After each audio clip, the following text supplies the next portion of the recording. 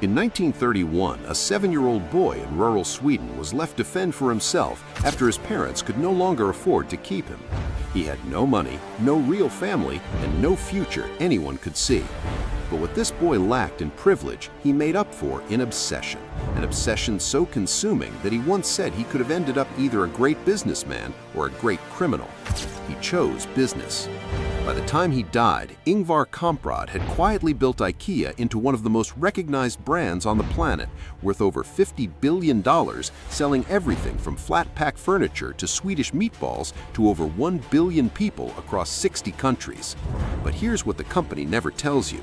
Behind the Billy bookshelf and the cheerful yellow stores was a man with a past so dark, so controversial, that it nearly destroyed everything he built. This is the untold story of the orphan boy who built IKEA and the secrets he carried for over 70 years. Ingvar Kamprad was born on March 30, 1926 in Pjättereb, a tiny farming village in the south of Sweden. His father, Franz, was a struggling farmer who spent most of his time battling both debt and alcohol. His mother, Berta, worked tirelessly to keep the family together, but it was never enough. When Ingvar was just 5 years old, his grandmother, the one person who truly adored him, took her own life. It was a tragedy that left a permanent wound on the boy who idolized her. By the age of 6, Ingvar had already discovered what would define him for the rest of his life: buying and selling. He started small. He'd buy matches in bulk from Stockholm, then cycle around his village selling them individually to his neighbors at a small profit. Then came flowers, then Christmas decorations, then fish. While other children were playing, Ingvar was running a one-boy trading empire. But beneath all that drive lived a deep and painful secret. Ingvar had severe dyslexia. Numbers and letters blurred on the page. Reading was a daily struggle. School was humiliating. Yet even as a child, he refused to let it stop him. He developed tricks, color-coded notes, memory shortcuts, personal codes, tools he would later use to build one of the most complex retail businesses in the world.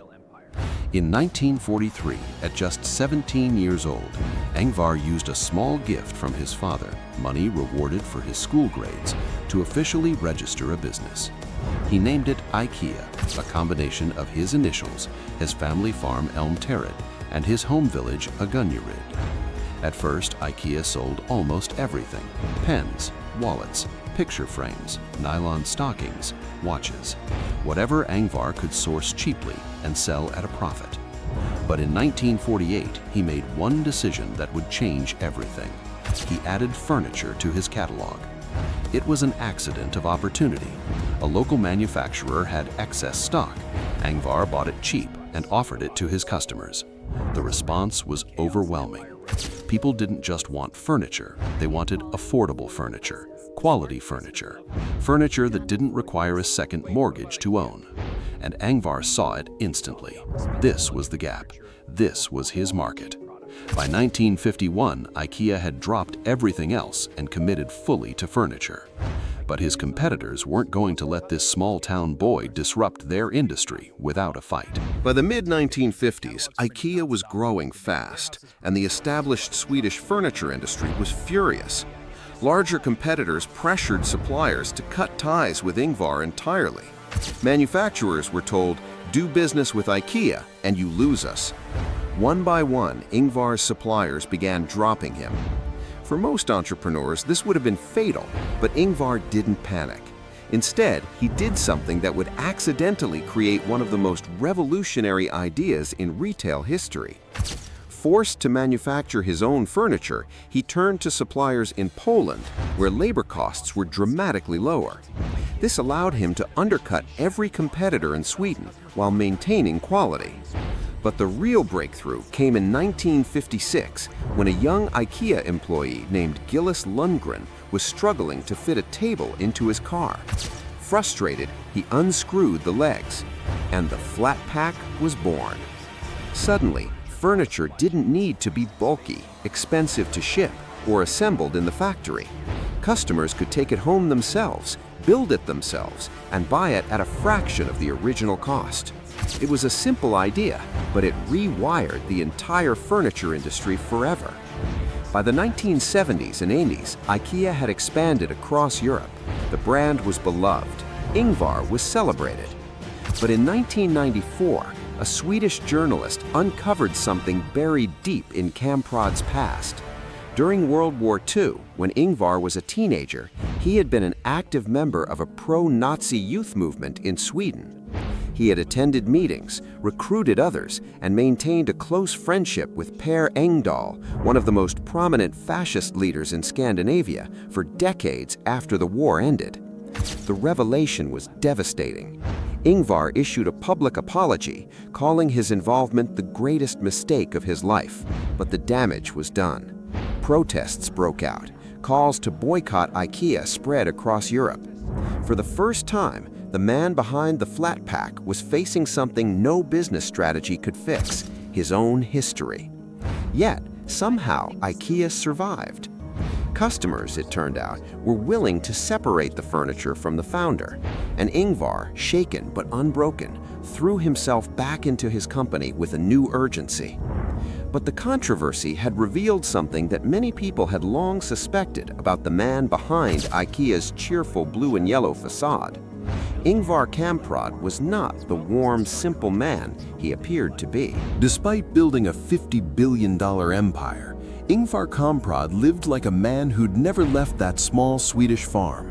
He flew economy class, he drove a 20-year-old Volvo, he ate at IKEA's own canteen, he stayed in cheap hotels, haggled over prices at local markets, and refused to wear anything that wasn't bought on sale. His frugality was almost theatrical, and yet it was completely genuine. He believed that wasting money, any money, was a moral failure. Every krona saved was a krona that could be reinvested. Every inefficiency was a personal insult. This obsession with cost-cutting wasn't just a personality quirk, it was the philosophy embedded into every corner of IKEA's business model. Flat-pack furniture, self-assembly, massive warehouse stores, in-house cafeterias offering 50-cent hot dogs. Every single idea traced back to one core belief: the best design is the one that costs the customer the least. And it worked. By the time Ingvar stepped back from day-to-day management, IKEA had grown to over 400 stores across 60 countries, serving more than 700 million customers every year. The Orphan Boy from Pietragid had quietly built one of the largest privately held companies in the history of the world. On January 27, 2018, Ingvar Kamprad passed away at his home in Småland, Sweden. He was 91 years old. He left behind a company worth over $50 billion, a brand recognized in almost every country on Earth, and a legacy full of contradictions. A man who preached simplicity but built extraordinary complexity, who lived like a pauper but thought like an emperor, who made the gravest of mistakes but never stopped moving forward. He once said, "The most dangerous poison is the feeling of achievement. The antidote is to every evening think what can be done better tomorrow." Ingvar Kamprad never stopped asking that question. And perhaps that is why, despite the poverty, the dyslexia, the war, the scandal, and the doubt, the orphan boy from Sweden built something that will outlast all of it. That's the untold story of IKEA.